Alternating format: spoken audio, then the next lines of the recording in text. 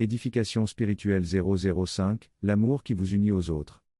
Un jour, vous aurez une pleine compréhension de l'amour. Et vous aurez une pleine capacité d'amour. Aujourd'hui vous aimez quand même une créature mortelle et fragile, qui a besoin de l'étreinte de la vie mais qui a peur des grands froids et des grandes tempêtes, et qui a peur encore des grandes chaleurs et des grandes sécheresses.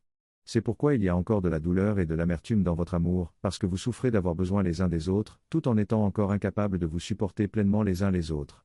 Et comment pourrait-il en être autrement, quand vous n'aimez encore que depuis vos besoins et vos fragilités? Et qu'est-ce que votre fragilité, sinon votre incapacité à tenir la pleine pureté de vos intentions? Et sinon encore votre incapacité à accueillir avec une pleine sérénité, l'expression des maladresses et des épines de l'autre? Un jour, vous aimerez depuis la pleine conscience de l'esprit immortel que vous êtes. Non plus comme une créature mortelle et fragile qui regarderait sans cesse à ses besoins et à ses manques, mais comme un soleil de générosité et de tendresse qui se sait inépuisable. Vous aimerez d'un amour sans attente et sans exigence, et qui n'aurait même pas l'attente de la réciprocité, et qui n'aurait même pas l'exigence d'être reçu. Vous aimerez d'un amour plein, qui naîtra de ce que vous serez capable d'une pleine tendresse et d'une pleine douceur, en même temps que d'une pleine force et d'une pleine rigueur. Mais que sera cette force? Ce sera la force de soutenir et la force d'accompagner. La force de se taire, puis la force de choisir les mots les meilleurs et de ne prononcer que ces mots-là. La force de pardonner puis la force de soutenir encore. Et la rigueur? Ce sera seulement l'exigence envers vous-même. Une pleine exigence de noblesse, en même temps qu'un plein effort pour que vos sentiments ne soient jamais autre chose que des sentiments nobles. Aujourd'hui, c'est à cause de votre identification à la complexion mortelle dans laquelle vous êtes incarné, que votre amour est encore un amour qui oscille entre joie et souffrance, entre chaleur et peine. Un amour qui se blesse encore et qui saigne plus qu'il ne faut. Un amour qui marmonne souvent tout seul parce qu'il ne sait plus parler le langage de l'espoir et de la lumière. Un amour qui compte parfois ses cicatrices et qui a peur de se donner entièrement. Parce qu'il ne sait pas vraiment ce que veut dire se donner entièrement.